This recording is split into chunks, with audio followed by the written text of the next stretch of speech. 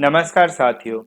आज हम लोग पुस्तकालय विज्ञान का सबसे शुरुआती टॉपिक सूचना, सूचना का उत्पादन, स्थानांतरण, भंडारण, इन सभी बिंदु के बारे में पढ़ेंगे। तो चलिए शुरुआत करते हैं। सबसे पहला टॉपिक है डेटा एंड इंफॉर्मेशन। अब हम लोग समझने की कोशिश करते हैं कि डेटा क्या होता है। डेटा एक कच्चे तथ्य, आंकड़े, यह जानकारी का एक असंगठित रूप है जिसका अपने आप में कोई विशेष अर्थ नहीं होता है। कोई विशेष अर्थ नहीं होता है। डेटा में अक्षर, संख्याएं, प्रतीक या कोई अन्य कच्चा माल या वस्तु, सामान, तथ्य, आंकड़े, कच्चा कुछ भी शामिल हो सकता है जिसे एकत्र किया गया हो, जिसे एक जगह इकट्ठा किया गया हो। अब हम लोग डेटा को थोड़े और अच्छे उदाहरण के साथ हम लोग समझने की कोशिश करते हैं। जैसे कि मान लेते हैं कि हमें चाय बनाना है। चाय बनाना है तो चाय बनाने के लिए जो हम सामग्री लेंगे वह सभी डेटा हो जाएगा। ठीक है, उसको डेटा के रूप में समझेंगे। और फिर चाय बनाने में जो क्रियाकलाप करेंगे, जो काम करेंगे, वह प्रोसेस हो जाएगा। और फिर चाय बनकर तैयार हो गया, यह हमारा रिजल्ट हो जाएगा, यानी इंफॉर्मेशन हो जाएगा। तो किसी भी सूचना तक पहुंचने के लिए हमें डेटा का होना बहुत जरूरी है। किसी भी सूचना तक पहुंचने के लिए हमें डेटा का होना बहुत जरूरी है। उसी डेटा पे प्रोसेस करने के बाद हमें वांछित सूचनाएं प्राप्त होती है। MATION, information. अब हम लोग देखते हैं सामग्री के रूप में क्या क्या लेना पड़ेगा जो चाय बनेगा। तो दूध, पानी, चीनी, पतीला, चाय पत्ती, अदरक या और भी चीज जो भी आप लेंगे वह सभी का सभी डेटा हो जाएगा। और उस पे जो हम लोग काम करेंगे यानी प्रोसेस, वो प्रोसेस हो जाएगा। जैसे कि पतीले को गैस पे रखेंगे, उसमें पानी डालेंगे, दूध डालेंगे, गर्म होगा, चाय पत्ती डालेंगे। तो जो भी हम लोग काम कर रहे हैं वो प्रोसेस हो गया। और प्रोसेस के बाद जो कुछ भी हमें प्राप्त होता है वो होता है इंफॉर्मेशन, यानी सूचना। तो इसी सूचना के बारे में हम लोग आज पढ़ेंगे। तो सबसे पहले हम लोग समझ गए कि सूचना का आधार जो होता है वो डेटा होता है। डेटा कच्चा स्वरूप होता है जिस पे किसी काम को करने के बाद हमें उससे कुछ सूचनाएं प्राप्त की जाती है। एक और दूसरा उदाहरण ले सकते हैं कि मान लेते हैं आपको किसी कक्षा का सभी विद्यार्थी का उम्र लिखना हो। तो रैंडम हम एज लिख रहे हैं। मान लेते हैं 18 साल, 17 साल, 22 साल, 15 साल, है ना, 17 साल, 16 साल, 18 साल और 20 साल, 21 साल। इस तरीके से हम लोग उम्र लिख रहे हैं बच्चों का। अब क्या है कि इसी उम्र को, ये रैंडम डेटा हो गया। ये मतलब जैसे जैसे बच्चे आते गए हम उनका एज लिखते चले गए। अब इसको जब हम किसी स्वरूप में सजाएंगे जिससे कि हमें सूचनाएं प्राप्त हो जाए, तो हम क्या कहेंगे कि इस पे प्रोसेस करना पड़ेगा। जैसे कि इस डेटा को अगर हम बढ़ते क्रम में सजा दे तो हमें क्या मिल जाएगा कि सबसे कम उम्र के बच्चे मिल जाएंगे। जैसे अब हम लोग इस डेटा को जो है बढ़ते क्रम में सजाते हैं, तो सबसे कम उम्र के जो बच्चे हैं उनका उम्र है 15 साल, 16 साल, 15, 16, 17, 18, 20, 21। 18 के दो हो जाएंगे, 18 के एक और 18 है, 21, 22, इस तरीके से सजा लिए। अब ये इंफॉर्मेशन का रूप ले लिया, यानी हमने डेटा पे कुछ काम किया जिससे कि ये इंफॉर्मेशन का रूप ले लिया। अब हमसे क्वेश्चन पूछा जाएगा कि सबसे कम उम्र के जो बच्चे हैं उनका उम्र कितना है, तो हम कह सकते हैं 15 साल। 15 साल के उम्र के बच्चों की संख्या कितनी है, तो कह सकते हैं 1। 18 साल के बच्चे की संख्या कितनी है, तो 2। सबसे अधिक उम्र के बच्चे कितने हैं, तो 1। उनका उम्र कितना है, तो 22 साल। तो ये क्या है कि डेटा पे हमने कुछ काम किया और उसके बाद यह इंफॉर्मेशन का रूप ले लिया, यानी सूचना का रूप ले लिया।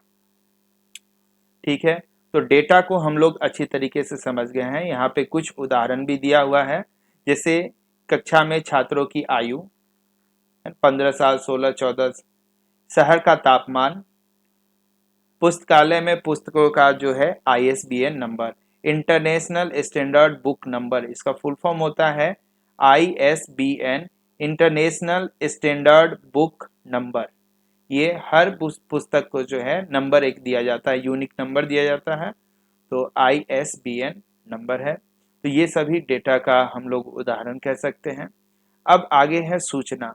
अभी हम जस्ट आप लोग को समझाएं कि सूचनाएं प्राप्त करने के लिए हमें डेटा पे कुछ प्रोसेस करना पड़ता है, कुछ काम करना पड़ता है, उसके बाद हमें सूचनाएं प्राप्त हो जाती हैं। तो सूचना वह डेटा है जिससे संरचित, व्यवस्थित और संसाधित किया गया हो।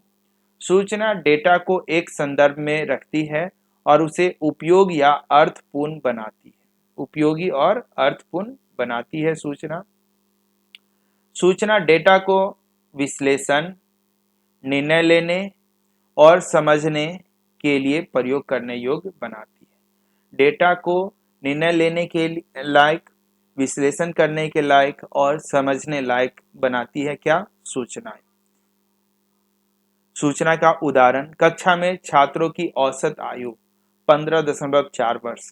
तो इससे हमें पूरे क्लास का एवरेज एज पता चल गया, यानी कि ये सूचना है।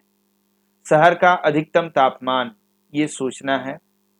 पुस्तकालय में सूचीबद्ध ISBN नंबर वाली पुस्तकें साहित्य, विज्ञान और इतिहास से संबंधित, किसी विषय से संबंधित कितने पुस्तक हैं, ISBN नंबर वाले कितने पुस्तकें हैं, तो ये भी सूचनाएं हैं।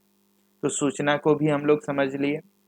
आगे आता है सूचना विज्ञान क्या है, इंफॉर्मेशन साइंस क्या है।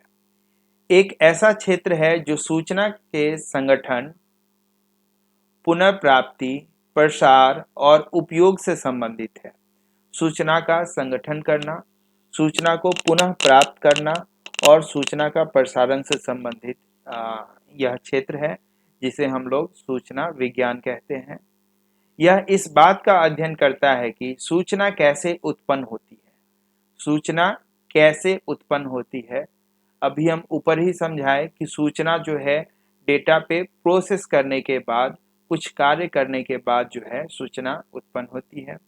कैसे संग्रहित की जाती है, सूचना को हम अलग अलग तरीकों से संग्रहित कर सकते हैं, पुस्तक के माध्यम से, पत्रिकाएं के माध्यम से, यहाँ तक कि डिजिटल रूप में भी सूचनाएं को संग्रहित कर सकते हैं, पेन ड्राइव में, CD कैसेट में।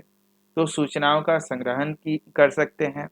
सूचनाओं को पुनः प्राप्त कर सकते हैं। पुनर्प्राप्त मतलब रिट्राइव कर सकते हैं, RETRIVE, रिट्राइव कर सकते हैं, पुनर्प्राप्त कर सकते हैं दोबारा। और इसे सर्वोत्तम रूप से कैसे उपयोग किया जा सकता है। सूचना विज्ञान में कई अलग अलग क्षेत्र शामिल हैं, जिनमें पुस्तकालय विज्ञान, सूचना प्रौद्योगिकी, पुस्तकालय विज्ञान, सूचना प्रौद्योगिकी और संज्ञानात्मक विज्ञान शामिल है। अब सूचना विज्ञान क्या हो गया, सूचना से संबंधित, उसके उत्पादन, भंडारण और प्रसारण से संबंधित जानकारी जिस क्षेत्र में हमें मिलती है उसे हम सूचना विज्ञान कहेंगे। एक ही लाइन में हम कह सकते हैं कि सूचना विज्ञान क्या है, तो सूचना का उत्पादन, भंडारण और उसका प्रसारण, जहाँ पे इन तीनों चीज से संबंधित जानकारी जहाँ पे मिलती है वह सूचना विज्ञान है। इसमें पुस्तकालय विज्ञान, सूचना प्रौद्योगिकी मतलब इंफॉर्मेशन टेक्नोलॉजी, सूचना प्रौद्योगिकी को इंग्लिश में बोलेंगे इंफॉर्मेशन टेक्नोलॉजी, और संज्ञानात्मक विज्ञान शामिल है। तो सूचना के बारे में हम लोग समझ गए। अब आगे इससे संबंधित कुछ उदाहरण है जिसको भी हम लोग देखते हैं। पहला है पुस्तकालय विज्ञान।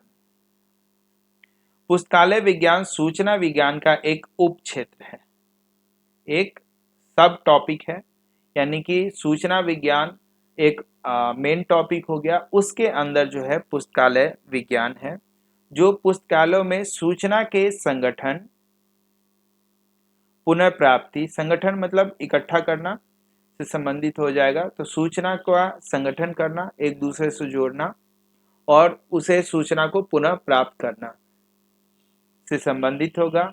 पुस्तकालय अध्ययन सूचना को व्यवस्थित करने के लिए वर्गीकरण प्रणालियों का उपयोग करते हैं और वे उपयोगकर्ता को उनकी जरूरत की जानकारी खोजने में मदद करते हैं। अब यहाँ पे पुस्तकालय विज्ञान में सूचना विज्ञान क्या हो सकता है? तो पुस्तकालय में हजारों पुस्तक है, लाखों पुस्तक है, तो उन सभी पुस्तकों का वर्गीकरण करना है ना, कैटेगराइज करना, कि अलग अलग टाइप के बुक को अलग अलग कैटेगरी में डिवाइड करना, जिससे कि उपयोगकर्ता जो है अपनी जरूरी जानकारी को जो है आसानी से, तेजी से जो है प्राप्त कर सकता है। अगर लाखों पुस्तक एक ही जगह ऐसे ही रख दिया जाए तो वो डेटा कह सकते हैं, वो डेटा हो जाएगा, रैंडम रखा हुआ है। लेकिन जैसे ही हम उसे किसी रूप में अरेंज कर दिए, किसी भी तरीके से अरेंज कर दिए, अगर हम अलग अलग हम लोग कह सकते हैं कि विषय के अनुसार उसे अरेंज कर दिए, टॉपिक के अनुसार अरेंज कर दिए, किसी खास गुण के आधार पे जब हम उसे अरेंज कर दिए, वर्गीकृत कर दिए, तो वो हो जाएगा हमारा पुस्तकालय विज्ञान का पुस्तकालय विज्ञान, जो कि सूचना को मतलब उस पे उसका संगठन और पुनर्प्राप्ति के लिए जो है उसे हम आसान बनाए। आगे है सूचना पुनर्प्राप्ति। पुनर्प्राप्ति यानी इंफॉर्मेशन को रिट्राइव करना। सिर्फ सूचना को इकट्ठा करने से ही हमारा लक्ष्य नहीं है, सूचना की पुनर्प्राप्ति हमारा मुख्य लक्ष्य है। सूचना जैसे सपोज कीजिए कि आप अपने मोबाइल फोन, लैपटॉप में बहुत सारा गाना को डाउनलोड करके रख लिए, लेकिन अगर उस गाने का कोई टाइटल नाम नहीं दिया हुआ है, ऐसे ही रैंडम रखा हुआ है, तो कोई खास गाना जब हमें ढूंढना हो तो कितना मुश्किल होगा। हम हर गाने को प्ले कर करके चेक करना पड़ेगा, दिक्कत है, पुनर्प्राप्ति बहुत मुश्किल है। अगर गाने का हम टाइटल नाम, फाइल नेम से हम उसे सेव किए हुए हैं, फिर भी एक टाइप का गाना को ढूंढना मुश्किल हो जाएगा। सैड सॉन्ग का कलेक्शन अलग बनाना पड़ेगा, है ना, देशभक्ति गानों का कलेक्शन अलग बनाना पड़ेगा। कह सकते हैं कि उसे कैटेगराइज करना पड़ेगा, जिससे कि उसका पुनर्प्राप्ति करना आसान हो जाए।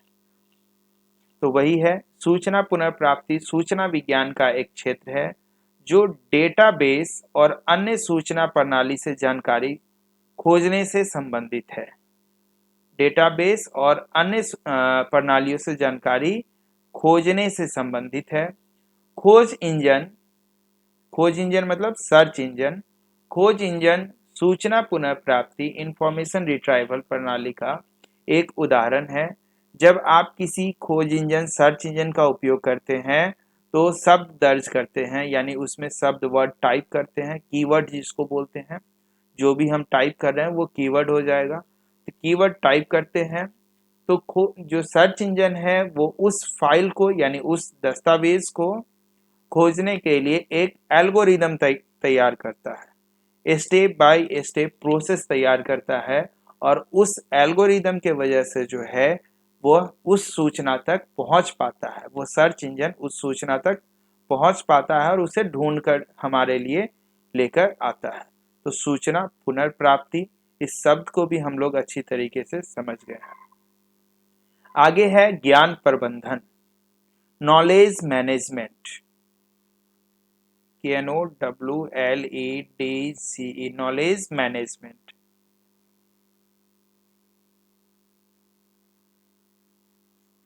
ज्ञान प्रबंधन, ज्ञान प्रबंधन सूचना विज्ञान का एक क्षेत्र है जो संगठनों में ज्ञान के निर्माण, संगठन और उपयोग से संबंधित है। अब हम लोग यहाँ पे सबसे पहले नॉलेज को समझने की कोशिश करते हैं कि नॉलेज क्या है।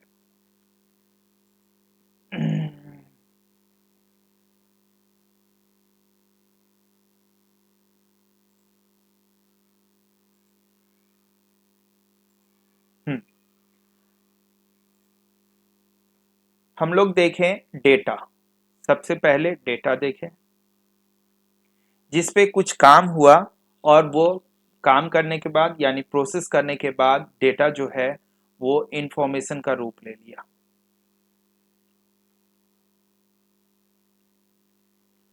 इंफॉर्मेशन का रूप ले लिया और इंफॉर्मेशन ही जब इसको और फिल्टर किए तो ये बन गया नॉलेज।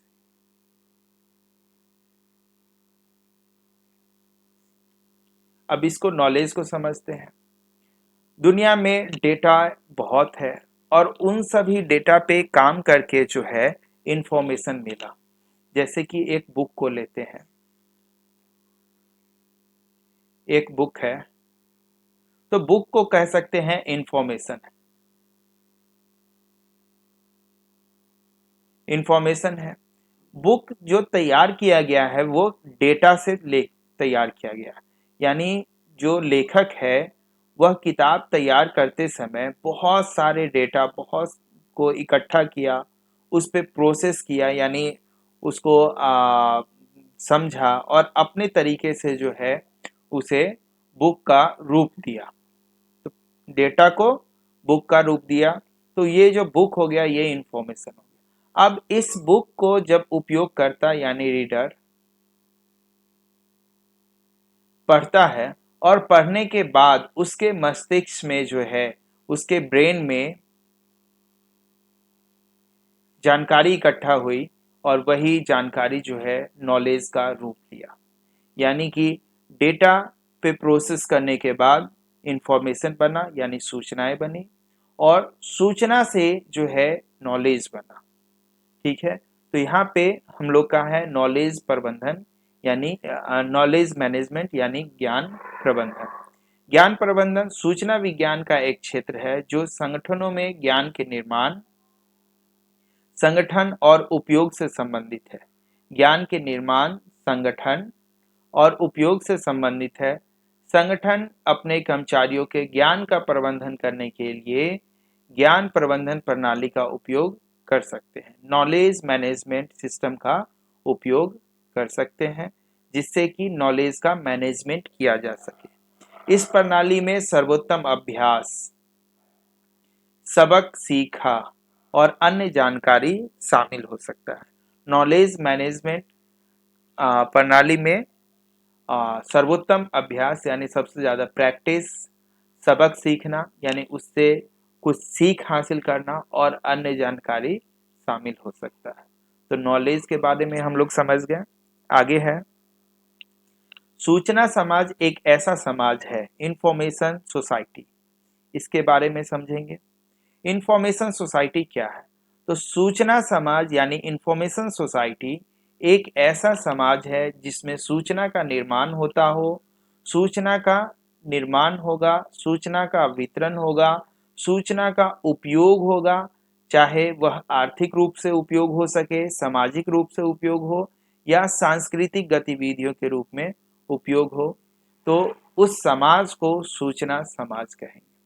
किसी भी समाज में सूचना का निर्माण जब होता है यानी समाज में अधिक से अधिक सूचनाएं का निर्माण हो रहा है और वो सूचना एक व्यक्ति से दूसरे व्यक्ति तक प्रसारण हो रहा है, यानी भेजा जा रहा है, वितरण किया जा रहा है और उसका उपयोग किया जा रहा है, किसी भी तरीके से उपयोग हो सके, चाहे वह आर्थिक रूप से उपयोग हो सके, सामाजिक रूप से उपयोग हो सके या सांस्कृतिक गतिविधि के रूप में उपयोग हो सके, तो वो उस समाज को हम लोग सूचना समाज कहेंगे। जैसे कि हम कह सकते हैं कि मान लेते हैं कि किसी सपोज कीजिए कि कोई एक पेड़ है, उस पेड़ के पत्तियों को छूने के बाद जो है उस पेड़ के पत्तियों को छूने के बाद जो है किसी प्रकार का एलर्जी उत्पन्न होता है। पत्तियों को छूने से एलर्जी उत्पन्न होता है, ठीक है। कोई व्यक्ति उस पत्तियों को छुआ, कोई इंसान उस पत्ती को छुआ और पहली बार उसे जानकारी प्राप्त हुआ कि इस पत्ता को छूने के बाद जो है एलर्जी होता है, यानी कि यहाँ पे उस इंसान को सूचना, वो डेटा से सूचना प्राप्त हुआ, ठीक है। सूचना प्राप्त हुआ कि इस पत्ती को छूने के बाद जो है एलर्जी होता है। अब वो व्यक्ति अपने घर में जाकर बताया, ठीक है। घर से पड़ोस तक की जानकारी मिली और धीरे धीरे उस पूरे समाज में फैल गया कि ये पेड़ की पत्तियों को छूने से एलर्जी होता है। तो यहाँ पे सूचना का उत्पादन हुआ, सूचना का उत्पादन हो गया, उत्पादन होने के बाद उसका प्रसारण भी हुआ, यानी सूचना एक व्यक्ति से दूसरे व्यक्ति तक पहुंचा। और इसकी उपयोगिता हम लोग कर सकते हैं, जैसे किसी दूसरे व्यक्ति को उस पत्ती को छूने से रोक सकते हैं। इसकी उपयोगिता आर्थिक तौर पे भी किया जा सकता है, सामाजिक तौर पे किया जा सकता है। तो अलग अलग तरीके से इस सूचना का उपयोग किया जा सके, जिस समाज में किया जाता हो उस समाज को हम कहेंगे सूचना समाज। तो इंफॉर्मेशन सोसाइटी यानी सूचना समाज क्या है, हम लोग समझ गए हैं। इसके बाद है सूचना समाज की कुछ महत्वपूर्ण विशेषताएं।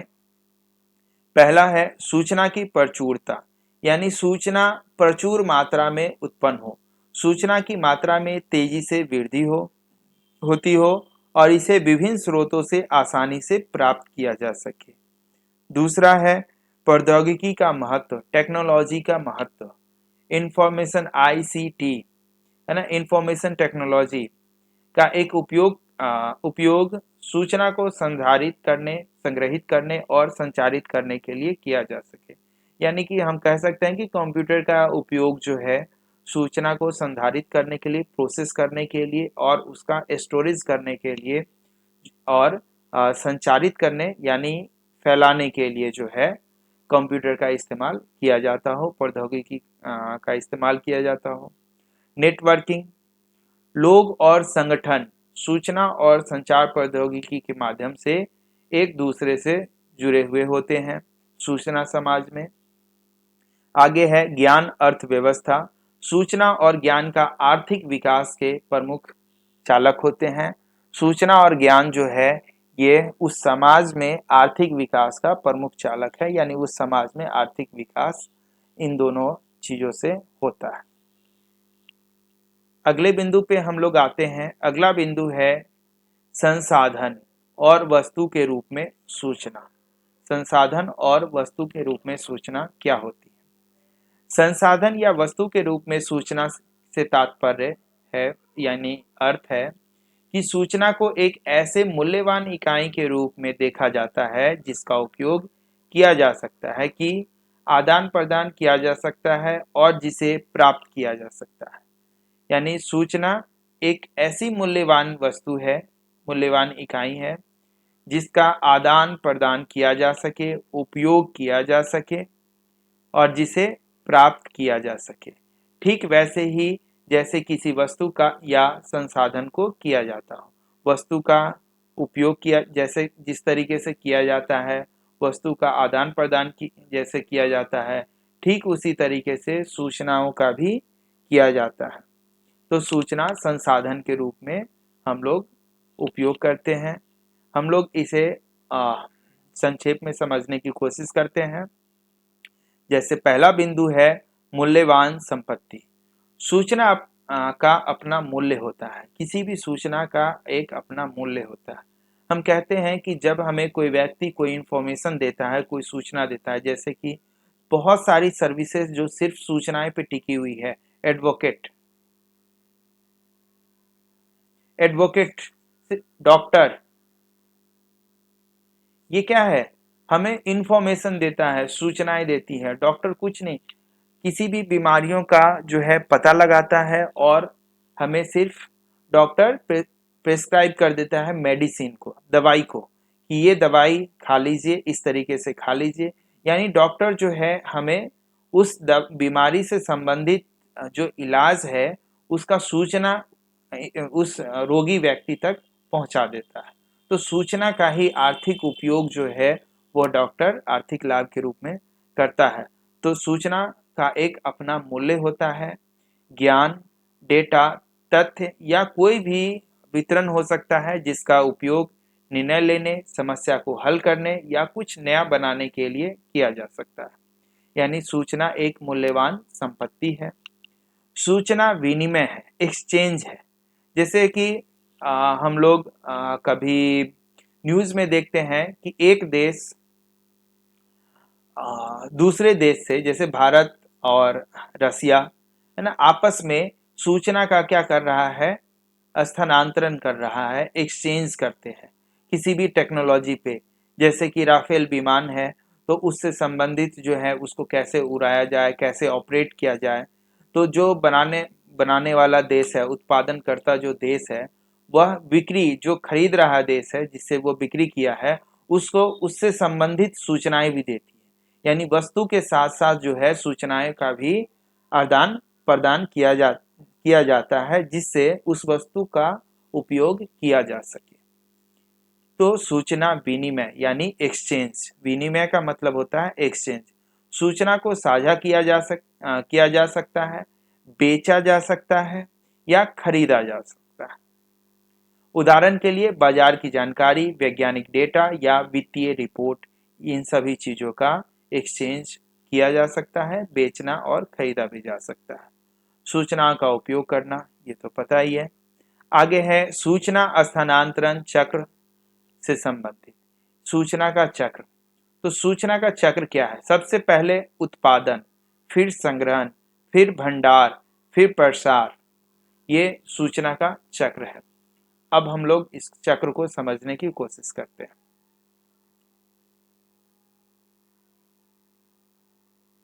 सबसे पहले सूचना का उत्पादन हो गया, प्रोडक्शन हो गया। सूचना का जैसे ही उत्पादन हुआ तो उसके बाद सबसे पहले उसके बाद सूचना का भंडारण हो जाएगा। सूचना का भंडार हो गया।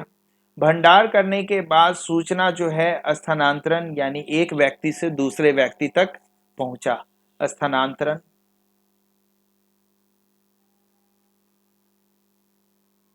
स्थानांतरण हो गया। उसके बाद वह ज्ञान का रूप लिया, यानी उपयोग कह सकते हैं, उपयोग हुआ, ज्ञान का रूप हुआ। उपयोग करने, फिर हम ज्ञान भी लिख देते हैं, ज्ञान हुआ। और ज्ञान के बाद फिर से सूचना का उत्पादन होता है। यानी हमें जो भी ज्ञान प्राप्त होती है उस ज्ञान प्राप्ति के बाद हम फिर नई सूचना का यानी उत्पादन करते हैं। और फिर नई सूचना का जब उत्पादन हो गया तो फिर से नई सूचना का भंडारण होगा। फिर वह नई सूचनाएं, फिर से उसका स्थानांतरण होगा, उपयोग होगा और फिर उससे हमें नया ज्ञान प्राप्ति होगी। फिर उस नए ज्ञान की प्राप्ति से फिर से नई सूचनाएं का उत्पादन होगा। तो इस तरीके से हम कह सकते हैं कि यह पूरा जो है एक चक्र का रूप ले लिया है।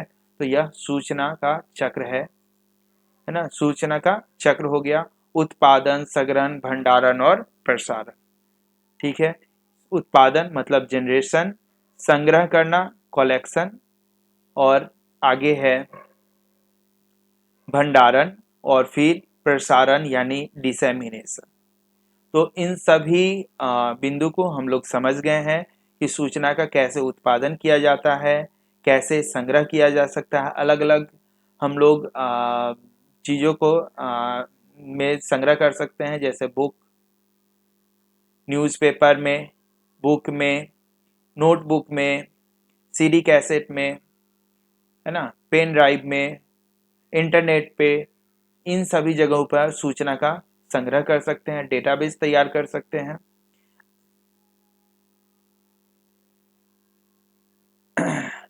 और डेटाबेस तैयार करके भंडारण भी वही है, मतलब उसको एक जगह इकट्ठा कर सकते हैं ताकि बाद में जो है हम उसे फिर से जब जरूरत हो तो उपयोग कर सके, पुनर्प्राप्त कर सके। सूचना की पुनर्प्राप्ति हेतु हम लोग सूचना का भंडारण करते हैं। और लास्ट वाला है यहाँ पे प्रसारण, यानी सूचना को जो है उपयोग करने के लिए किसी अन्य व्यक्ति तक जिसे जरूरत हो वहां तक सूचना को पहुंचाना, यानी सूचना का प्रसारण। ये सूचना चक्र है, उत्पादन, संग्रह, भंडार, प्रसार, और फिर प्रसार के बाद फिर से उत्पादन होगा, फिर संग्रह होगा, फिर भंडार, फिर प्रसार होगा। अब आगे है विभिन्न पहलुओं में सूचना की भूमिका। अलग अलग पॉइंट में सूचना का क्या रोल है, इसके बारे में हम लोग देखते हैं। पहला है योजना में सूचना की भूमिका। योजना बनाने में, कोई भी प्लान करने में जो है हमें बहुत सूचना की जरूरत है। मान लेते हैं कि आप किसी जगह घूमने जा रहे हैं, तो उस जगह का वातावरण क्या होगा, वहाँ पे जो है किस जगह का जो है वहाँ का आर्थिक हालात है, यानी कि वहाँ पे खर्च कितना होगा किन चीज़ों में। तो ये सभी सूचनाएं अगर उस सैलानी को, उस टूरिस्ट को पहले से जानकारी हो जाए तो वो अपनी घूमने का जो प्लान है उसका योजना बना सकता है। तो योजना बनाने में सूचना की भूमिका है। जैसे यहाँ पे उदाहरण दिया है, कोई कंपनी अपना नया उत्पाद यानी नया कोई प्रोडक्ट लॉन्च करता है, तो लॉन्च करने से पहले वह योजना बनाता है कि वो प्रोडक्ट मार्केट में कैसा काम करेगा, कितना बिकेगा, ग्राहक का क्या रिव्यू आएगा। तो छोटे स्तर पे पहले पायलट प्रोजेक्ट के तौर पे लॉन्च करने के बाद वो उसे योजना के रूप में प्लान करने के बाद ही वह बड़े स्तर पे उस प्रोडक्ट को जो है मार्केट में लेकर आएगा। तो यहाँ पे हम कह सकते हैं कि योजना के रूप में सूचना का उपयोग। दूसरा है सूचना का प्रबंधन के रूप में उपयोग। प्रबंधन में सूचना का उपयोग निर्णय लेने, कार्यों को सौंपने, प्रदर्शन करने, मापने और समस्याओं का हल करने में जो है सूचना का उपयोग किया जाता है। आगे है सामाजिक आर्थिक विकास में सूचना की भूमिका। सामाजिक आर्थिक विकास में सूचना की भूमिका। समाज में भी विकास करना हो तो सूचना की महत्वपूर्ण भूमिका है। हम कह सकते हैं कि जिस समाज में ज्ञान की कमी है, जिस समाज में शिक्षा की कमी है, उस समाज में आर्थिक विकास जो है नहीं हो सकता है, सामाजिक विकास नहीं हो सकता। अशिक्षित समाज में जो है विकास जो है नहीं हो सकता है, यानी कि वहाँ पे सूचना की बहुत ही जरूरत है। तो सामाजिक आर्थिक विकास में सूचना की भूमिका। अगला बिंदु है, और ये सब जितना भी ये पॉइंट्स है ये स्क्रीन को पॉज करके आप लोग इसको पढ़ सकते हैं। अगला बिंदु है प्रौद्योगिकी स्थानांतरण में सूचना की भूमिका। इससे पहले भी हम उदाहरण के तौर पे हम समझाए हैं, एक उदाहरण लेके, जिसमें एक देश दूसरे देश को जो है टेक्नोलॉजी ट्रांसफर करते समय जो है सूचना देता है। नहीं तो मान लेते हैं कि कोई हथियार किसी दूसरे देश से खरीद कर लेकर आए और उसे चलाने ही नहीं आता है, तो फिर हथियार खरीदने से कोई फायदा ही नहीं है ना। कोई भी चीज, मान लेते हैं कि मशीन, एक वॉशिंग मशीन ही घर में खरीद कर लेकर आए और वॉशिंग मशीन चलाने नहीं आता है, तो फिर उसका कोई उपयोग नहीं रह जाएगा। तो उसको चलाने के लिए जो है वॉशिंग मशीन के साथ हमें मैनुअल दिया जाता है कि उसका मशीन का उपयोग हम लोग कैसे करें, यानी कि सूचना का स्थानांतरण होता है जिससे कि हम उस मशीन का उपयोग कर सके। तो यहाँ पे role of information in technology transfer, technology के ट्रांसफर में सूचना का रोल है। आगे है, आधुनिक युग में संचार चैनलों की एक विविध श्रेणी मौजूद है जिन्हें मोटे तौर पर इस प्रकार वर्गीकृत किया गया है। पारंपरिक चैनल, डिजिटल चैनल। चैनल, सबसे पहले यहाँ पे अब चैनल को हम लोग समझते हैं कि चैनल क्या है।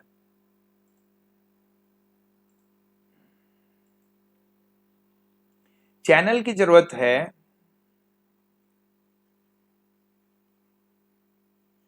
चैनल का मतलब हुआ कि सूचना को किस माध्यम से जो है एक जगह से दूसरे जगह पहुंचाया जाता है।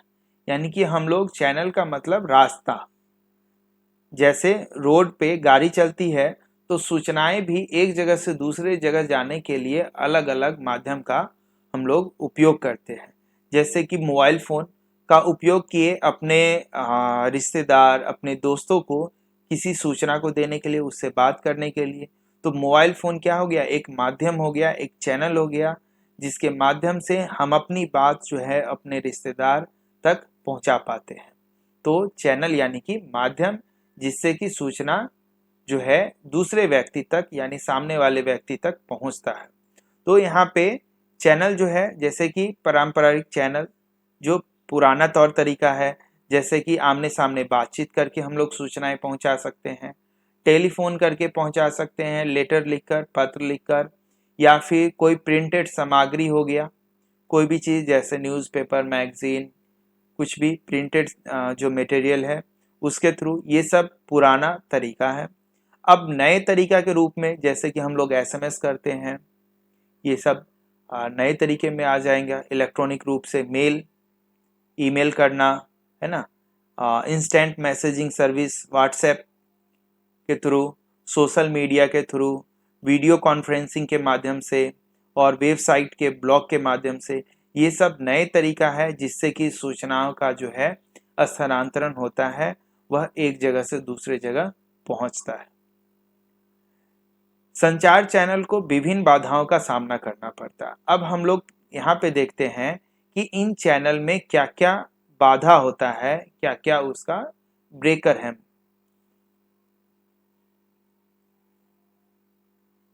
जैसे एक व्यक्ति किसी अन्य व्यक्ति को कुछ बोल रहा है, दूसरा व्यक्ति उसे सुन रहा है, लेकिन अगर बगल में बड़ा सा लाउड स्पीकर बजा दिया जाए तो क्या होगा कि इस व्यक्ति का आवाज इस व्यक्ति तक आसानी से नहीं पहुंच पाएगा, या फिर पहुंचेगा भी तो वो आवाज में क्या होगा कि वो पूरी की पूरी शब्द को नहीं सुन पाएगा। तो यहाँ पे क्या हुआ कि सूचना के स्थानांतरण में यह स्पीकर जो है बाधा का काम किया, ये नॉइज जो है बाधा का काम किया, जिससे कि सूचना जो है सुगमता से एक स्थान से दूसरे स्थान तक नहीं पहुंच पाया। यानी कि नॉइज जो है हम बाधा का कारण बना। जैसे टेलीफोन से हम लोग फोन भी करते हैं तो कभी कभी नेटवर्क प्रॉब्लम से जो है क्या होता है, कट कट के आवाज आ रहा है, तो जो कुछ भी हम कहना चाह रहे हैं सामने वाले व्यक्ति को पूरी पूरी तरीके से नहीं समझ में आता है। तो वो यहाँ पे क्या हुआ कि सूचना का जो है उसमें बाधा उत्पन्न हुई, बैरियर हो गया। बाधा का मतलब बैरियर। तो संचार चैनल को विभिन्न बाधाओं का सामना करना पड़ सकता है जो प्रभावी संचार में बाधा डालते हैं। पहला है भौतिक बाधाएं, फिजिकल बाधाएं। भौतिक बाधाएं क्या हो सकती है, जैसे शोर होना, हल्ला होना, दूर होना। फिजिकल रूप से वो व्यक्ति इतना दूर है कि उसकी आवाज वहां तक नहीं पहुंच पा रही है। तकनीकी मुद्दे, जैसे कि तार कट जाना, टेलीफोन लाइन का तार ही कट गया तो सूचना नहीं पहुंच पाएगा। सिग्नल का ब्रेक होना, ये सब भौतिक बाधा हो गया।